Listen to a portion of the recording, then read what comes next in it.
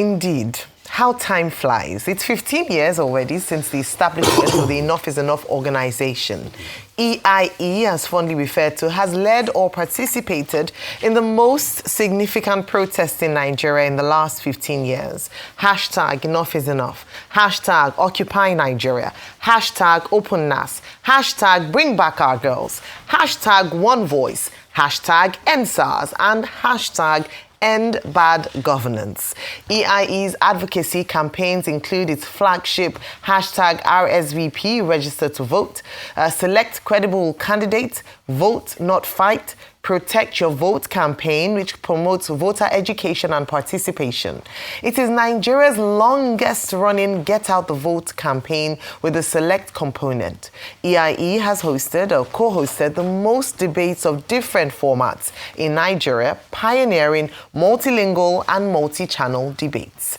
Joining us now on the program is hashtag Opeyemi Adamolekun, co-founder and executive director, Enough is Enough, EIE. Good morning. I want to say hashtag good morning and welcome to the morning show. It's so good to have you. Said a few hashtags. Yes, absolutely, yeah. You're most welcome and congratulations. Congrats. Thank you very much. It's not easy. Opeyemi, congratulations. Thank you. Footprints, front lines.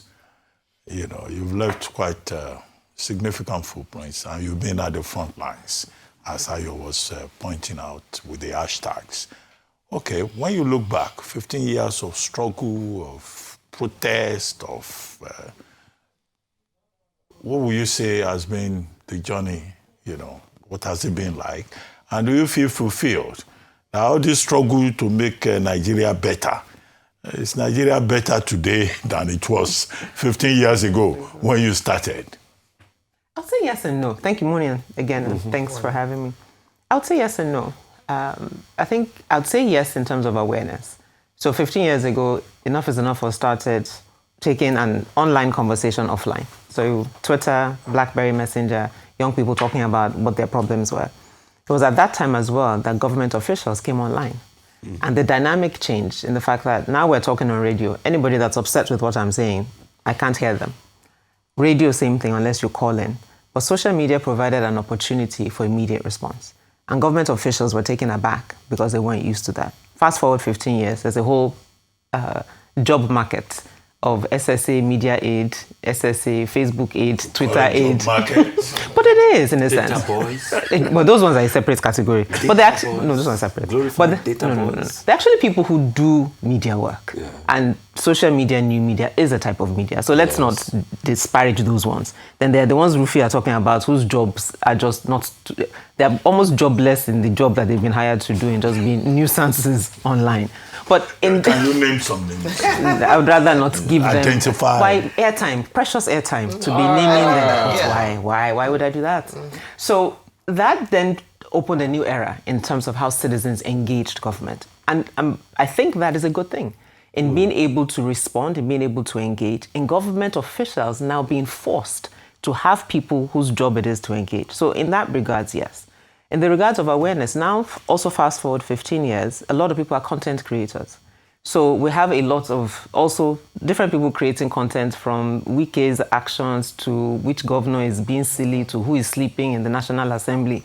Content galore. Again, awareness. And people are trying to understand it, make fun of it.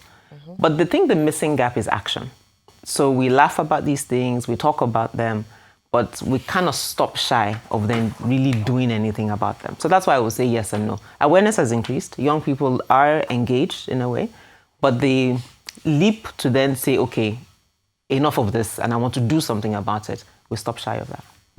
It's one of my favorite campaigns of EIE, of course, is the Office of the Citizen. And it was launched during your 5th anniversary, and that's so 10 years afterwards. How powerful, or to what extent have people been able to recognize their office in terms of being the most powerful office in the land?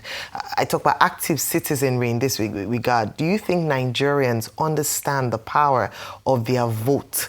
Because if we talk about it, we look at voter apathy, we look at, we keep talking about, we call your senators, how well do you know your representatives? Yeah. To what extent do you think that the Office of the Citizen feels empowered or have actually exercised their power? It's growing. It's not there yet, and it's growing. And I think it's one of the things that, at least for me, coming into this space, I underestimated. I grew up in a small town. Ife, as I say, has the university and the Onis Palace. And so, but growing up on campus, there was, at least in that era, we felt we could do anything. So the fact that we lived in a village, quote unquote, didn't really shape what we thought were limitations in that sense. Ife, by the way, is the center of the universe. Right. Of the Yoruba universe. I'll concede that. I'll concede that.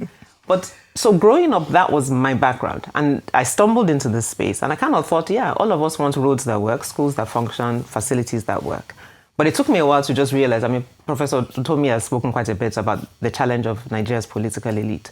So also in that context, we don't necessarily teach what it means to be in a democracy. So you assume people would know just because they vote. And so if you ask your average Nigerian, a democracy equals elections, the fact that we have elections. And so what we've tried to do with the Office of the Citizen, say it's beyond that. You vote and then remember that they work for you. Every time we were on radio when you were on radio for a while. And after we tell people that the idea of a public servant is that the person is your servant, not in a derogatory way, but in the fact that the person works for you. Yeah. But a lot of Nigerians have a hard time making that make sense, and I guess is what it is. But it takes time. So we do have some success stories of citizens engaging local government chairmen, senators, House of Rep members, and getting results, getting schools rebuilt. We just had one in Nasarawa. They got a borehole through their local government chairman. But we don't have enough, number one. And also, we're not, even as an organization, we're not amplifying those stories enough. Congratulations again. Thank you. How's funding been like? Because for all of this, it's not, like they say in Nigerian Palace, it's not beans. It's not beans. You know, how's funding been like, and how can we rally and call for more funding? Because you need it, and because you're doing the Lord's work. And secondly, there is a part of the healing that we have not gone through, which is the conundrum of NSAS. And I'm saying this because I knew how you had to fear for your life that period. You know, because apart from Enough is Enough, we're colleagues here, you know, you're on Dr. Abate's, you know, the panel and all of that. So I saw fear, and I saw right in front of me that this, my colleague that was advocating for better Nigeria, could have been killed. And I did fear for your life. And I don't think we've healed from that. We've just swept it round. Interesting. I'll start with that and then go back to funding. I think for me, I mean, by the time NSAS was 5 years ago. So by the time NSAS had come around, I'd been in this space for 15 years. I think it's a lot of young people that you see, and I say it everywhere I speak, and just really offer them, even contacting EIE to get them counseling. At a point in time, we're partnering with Larry Olushola and a few other counselors to actually offer free counseling for young people who were traumatized, because the trauma was real. There were people at Lekki, I mean, when Lekki Tollgate was happening, I was in my house, I was watching online. And I called a government official at that time, was a minister, and he was like, no, it's not possible. I said, I'm watching, like, his own brain couldn't comprehend what I was telling him. And he was like, no, that's absolutely not possible. There can't be army shooting at that. So I said, go get on Instagram and go and watch it yourself. And so you're right, and it's harder, and it's the same thing, you go back 40 odd years, Biafra. A country that refuses to come to terms with pain, with death, with murder, really, is a country that is shying away from its history, and it's a country that's... And this also hurt me so deep. When all you just wanted to do was to lay a wreath, to drop flowers, and they prevented you, and they pushed you away. And the painful part for me is, these were the same young people you were fighting for. This young guy that came and he kept on pushing you away, harassing you there. He was working on the instructions of the Nigeria Police Force. And which was funny because it was Manowar, which is a volunteer body, but it was the police that had given them the instructions. But I think to your point, just to land on that point, that the trauma is real. And as a country, we must recognize it, even in terms of dealing with young people who post-NSAS, some do engage, but quite a number of them would rather not. Would rather not talk about it, would rather not deal with it in any way. Some are still out of the country. And so if something has happened, there's a Lagos judicial panel said people were killed. ECOWAS court said people were killed. But we would rather pretend that nothing happened. So it is real, and we need to deal with it as a country. On the funding part, a big part of our funding came from international donors. But one thing that I've always believed is that if Nigerians don't support this work, it's not sustainable. Because ultimately, it's two things. One, any American or European funder can wake up and say, today, I think I want to save elephants. That's what I want to do with my money. It's their money. It's their prerogative.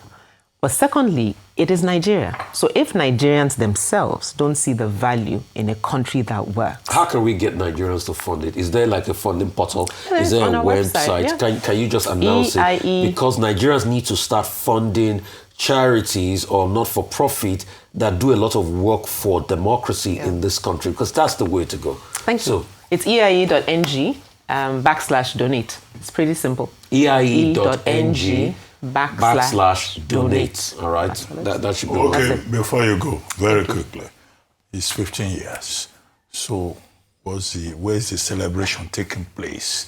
The pepper soup, the jollof rice aspect of it. I know you have an event on December 10th, which is tomorrow. But that's like like a debate kind of thing. Conversation. You have Dr. Ngozi Okonjo-Iweala. You have Khalifa, the Sanusi II. You have Dr. Mobola Johnson. But after the talk, where is the party? That's the part I'm interested in. Same venue. But it's an interesting... They talk about the program. But it's an interesting one, and it's one that brings me a lot of joy because it brings in people that we call our stakeholders. So the Emir, for example, is representing traditional institutions. Bishop Kuka, religious institutions. Omobola Johnson was a former government minister, the first minister of communication technology, and we actually worked with her when she was minister. For those who think we only fight government, we actually worked with her when she was in government. We have Dr. Obi Ezekwesili, representing civil society. M.I. Abaga, who is representing pop culture, because that's been a big part of our work. And then who am I missing? I'm missing someone. Frank Ibugun, representing media. And we're also launching the second edition of our book, Footprints, Past, Present, Future. The foreword was written by Dr. Kolade, so it'll be an opportunity to honor him as well. And we're going to have a cartoon exhibition. Mike Azuko is probably one of Nigeria's leading political cartoonists. So we're going to have that in the space as well. So it's just an opportunity to have a conversation. And when I say our stakeholders, those different people, and Fola Adiola, how could I forget? Private sector. So that's private sector, religious institutions, traditional, government, media, pop culture. Different pillars that have been a part of our journey and different people that have been a part of our journey. Ayo is one of our co-hosts. Yeah, I'm looking forward to that. Indeed. I'm really excited. Looking forward to the conversations. As well. So yeah, we look forward to a really fun evening of showing what we've done over 15 years and also sharing what we hope to do in the next 15. So eie.ng / donate, right? Yes. eie.ng / donate. Is open to everybody. No, we'll probably so it's now a full house. It was by invitation, and we actually also invited people to register, and we closed that yesterday evening. So we're now sorting through those who had registered to attend, but we will provide links online that people can watch and see. Thank you so much for this. Enough is enough, Nigeria. Are we there yet? Just in one sentence, are we there yet? The same, what burst the vision of enough is enough 15 years ago? Where are we and where do you hope to be in the next 15 years? In one sentence. We're not there, but we're on our way. And in 15 years, we'll have more citizens who have occupied the office of the citizen. Thank you. Well, thank you so much, Opeyemi Adamolekun, Executive Director and co-founder of Enough is Enough Nigeria, EIE.